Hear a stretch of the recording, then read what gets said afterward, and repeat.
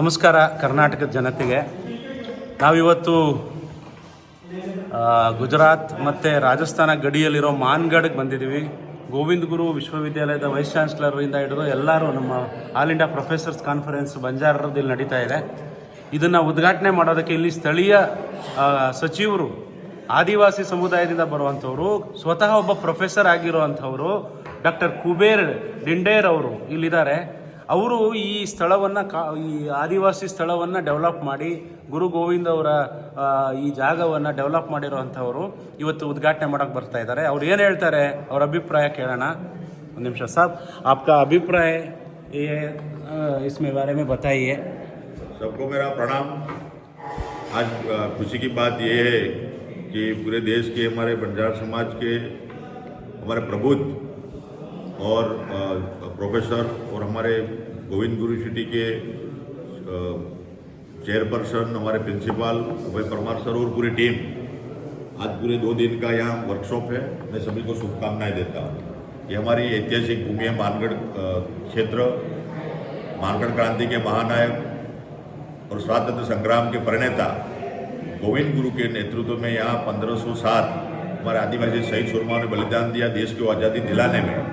वही भूमि का जो ऐतिहासिक भूमि है और यहाँ मानगढ़ के क्षेत्र में ये भूमि है, वहाँ राजस्थान, गुजरात और मध्य प्रदेश तीनों का त्रिभेट है. त्रिभेट पर मानगढ़ के क्षेत्र में गोविंद गुरु के नेतृत्व में देश को आज़ादी दिलाने में, आदिवासी समाज को जागरूक करने के लिए और आदिवासी समाज में जन जागृति, जन कल्याण केंद्रों के माध्यम से, धूमियों के माध्यम से भक्ति आंदोलन चलाकर गोविंद गुरु ने यह आदिवासी लोगों के बीच राष्ट्र प्रेम, देश प्रेम जगाने का काम आज से 125 साल पहले किया था. लेकिन इतिहास के पन्नों पर उसका कोई जिक्र नहीं है. लेकिन इस क्षेत्र से ये जो 1857 का जो विप्लव, 1857 विप्लव जब विफल हुआ, उसी समय बेड़सा से गोविंद गुरु का जन्म हुआ और फिर उन्होंने इस क्षेत्र में ये जन क्रांति फैलाने हेतु देश को आज़ादी दिलाने के लिए काम किया और हमारा समाज उसमें जुड़ा. और सबसे बड़ी बात तो ये है कि सनातन हिंदू संस्कृति के लिए उन्होंने काम किया. उस समय अंग्रेज आए थे, वो शासन तो कर रहे थे, लेकिन साथ साथ धर्मांतरण भी करा रहे थे. ईसाई मिशनरियों का प्रभाव भी था. लेकिन इसी क्षेत्र में गोविंद गुरु की वजह से उन्होंने भक्ति आंदोलन के माध्यम से आदिवासी समाज को सनातन हिंदू संस्कृति के साथ जोड़ने का काम किया. यज्ञ के माध्यम से, जो जन जागृति फैलाने के भक्ति आंदोलन के माध्यम से, समसभा के माध्यम से ये 7 लाख जितना ये जो भक्त आंदोलन खड़ा किया. और साथ साथ ये जो अभी जो सप्तसूत्रीय कार्यक्रम दिए वो अभी यहाँ राष्ट्रीय भी लेखाकार में भी है और यहाँ जो उसका शिलालेख इसमें भी मौजूद है. लेकिन इतना बड़ा काम किया वो ये बंजारा जाति के लिए थे, लेकिन उन्होंने समाज सुधार का काम आदिवासी समाज में और साथ साथ देश प्रेम, राष्ट्र प्रेम जगाने का काम इस धरती पर से किया. और फिर ये अंग्रेजों को इस बात का जब पता चला तो हमारे ये मान पार्की का भी यहाँ स्टेच्यू है, पूजा पार्की है, हमारे एक शिक्षा समूह, पर्यावरण, समाज सुधार, ग्रामोत्थान, स्वच्छता आंदोलन, भक्ति आंदोलन, ये ऐसे अलग अलग ग्रुप बनाकर सबको पूरे क्षेत्र में बेचते थे. और फिर वापिस वार्षिक उसका एक महोत्सव होता था. तो साल भर एक दफ़ा इस क्षेत्र में मिलते थे. ये तीनों राज्यों का ये मुख्य केंद्र था. तो इस केंद्र पर मिलते थे. लगभग 1903 में समसभा का गठन किया. 7, 8, 9, 10 हर साल वार्षिकोत्सव मनाते थे और पूरा ब्यौरा लेते थे कि इस क्षेत्र में कौन सा काम, शिक्षा के क्षेत्र में कितना काम किया, पर्यावरण के क्षेत्र में, समाज सुधार में, गांव का झगड़ा गांव में निपटाओ, पुलिस तंत्र के साथ मत जाओ. और साथ व्यसन मुक्त, सबसे बड़ा अभियान व्यसन मुक्ति का चलाया और लोगों को ये बांस मदिरा छोड़ने के लिए कहा. और साथ साथ धर्मांतरण जो हो रहा था उसमें भी उन्होंने सनातन हिंदू संस्कृति के काम किया. और इसीलिए आज हमारा जो क्षेत्र है वो आज ये बच गया और सनातन हिंदू संस्कृति के साथ जुड़ा हुआ है. और गोविंद गुरु की 1800 दुनिया चलती थी पूरे राजस्थान, गुजरात और मध्य प्रदेश में. 1800 दुनियों के माध्यम से, यज्ञ के माध्यम से, और साथ साथ 7200 जन कल्याण केंद्र चलाते थे. इसमें सब सेवाएं इसमें इंक्लूडिंग थी. लेकिन इस लोगों के सहयोग से सब चलता था. आदिवासी समाज पूरा उसके साथ में था. और अंग्रेजों को इस जो उसकी गतिविधि थी वो एक उसको तोड़ने के लिए उन्होंने कई बार उनको सरेंडर करने के लिए बोला, लेकिन वो सरेंडर नहीं हुआ. उन्होंने भक्ति आंदोलन के माध्यम से वो काम जारी रखा. और 1913 में 17 नवंबर 1913 में माक्षरी पूनम जो आती है, हर साल माक्षरी पूनम कोई कार्यक्रम होता था.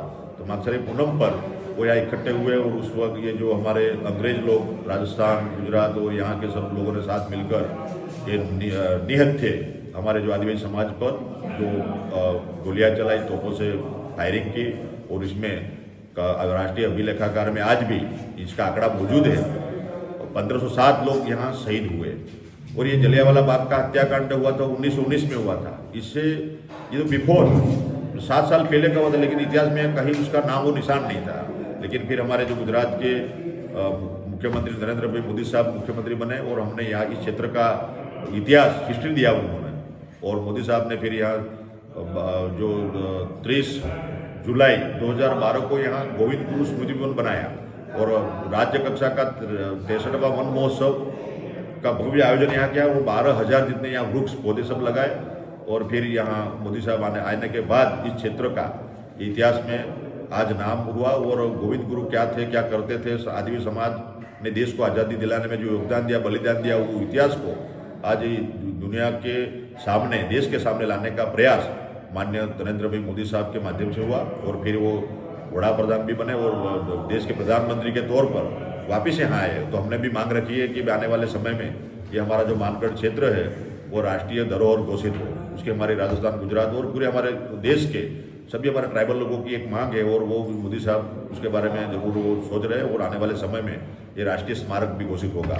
सर, इधर यूनिवर्सिटी है अभी, Govind Guru university, tribal university में बंजारे के लिए कुछ काम हो रहा है, प्रोफेसर्स का अपॉइंटमेंट नहीं हुआ शायद उधर, ये सब कुछ आगे का दिन कुछ करना है आप लोग? ये सब सतत चलती प्रक्रिया है। ये गोविंद गुरु यूनिवर्सिटी की जो स्थापना हुई 2015 में, पहले तो क्या है कि वो हमारे गुजरात यूनिवर्सिटी के साथ जुड़ा हुआ था, फिर धीरे धीरे करके उसका पूरा जमीन का मामला, फिर ये उसका बिल्डिंग सब हमने दिया, 142 करोड़ रुपये दिए और अभी बिल्डिंगें सब बन गई। हमारे जो डिपार्टमेंट अभी बन रहे हैं वो पूरा इंस्ट्रक्ट होगा। फिर बाद में नीति नियम के अनुसार रोस्टर रजिस्टर के मुताबिक सब भर्तियाँ होगी। ऐसा मतलब ये नहीं है कि भाई बंजारा और ST, SC और OBC ओपन, सब हमारे नियम के अनुसार हमारा जो रोस्टर रजिस्टर है उसके हिसाब से भर्तियाँ हो रही है। मेरे टीचिंग स्टाफ भी अभी उसका अपॉइंटमेंट थोड़ा कुछ हुआ है और आज भी भर्तियाँ उसकी चालू है। आने वाले समय में ये फेथफुल सभी डिपार्टमेंट, सभी सब्जेक्ट, फिर बाद में वहाँ निवास, छात्रों के निवास के लिए, बच्चियों के निवास के लिए हम अभी बजट में नया प्रावधान भी कर रहे हैं। अभी बजट सत्र शुरू होगा, इसमें इस साल मैंने रखा है, वो आने वाले समय में ये वो भी हो जाएगा। अच्छा है सर, धन्यवाद आप आए, हमारे साथ जुड़ रहे हमारा नेशनल कॉन्फ्रेंस में। इसलिए ऑल इंडिया बंजारा सेवा संघ और हमारा प्रोफेसर्स एसोसिएशन का तरफ से आपको धन्यवाद देते हैं और वेलकम करते हैं सर। और आप सभी को भी मेरी ओर से ढेर सारी शुभकामनाएं, शुक्रिया कि भाई पूरा ये ऑल इंडिया की कॉन्फ्रेंस आप यहाँ उसका आयोजित कर रहे हैं। मुझे भी आपने नुतिया दिया, मैं आया। आप सभी को मेरी ओर से ढेर सारी शुभकामनाएं। आने वाले समय में ये क्षेत्र भी और डेवलपमेंट, अगर जो थोड़ी कुछ जो कमियां हैं वो हम पूरी करेंगे और आने वाले समय में और उसका डेवलपमेंट होगा और पूरे देश के नहीं लेकिन पूरे विश्व के लोग यहाँ आए। और आज हमारे साथ जो अमेरिका से हमारे फोटोग्राफर भी हमारे साथ आए, उसका भी हम स्वागत करते हैं। Welcome sir.